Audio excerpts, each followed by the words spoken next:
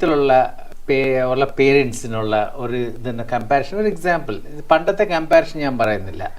ഇപ്പം നമുക്കൊരു പുതിയ നെയ്ബേഴ്സ് ആയിട്ട് ഏജ് ഗ്രൂപ്പിൽ വന്നെങ്കിൽ ഉടനെ നമ്മുടെ തോട്ട് പ്രോസസ്സ് എന്തായിരിക്കും? ഉടനെ നമ്മൾ കമ്പയർ ചെയ്യുന്നത് ആ കുഞ്ഞ് IIT ആണോ നീറ്റാണോ.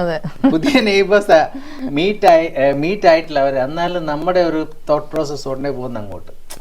സോ വാട്ട്സ് ഹാപ്പനിങ് ഇസ് നമ്മൾ അറിയാതെ പോലും നമ്മൾ കമ്പയർ ചെയ്യും ആക്ച്വലി.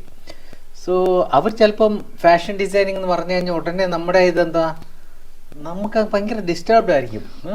നമ്മളെടുത്ത കോഴ്സ് കറക്റ്റ് ആണോ, നമ്മുടെ കുഞ്ഞിനെ അങ്ങോട്ട് വിടണോ.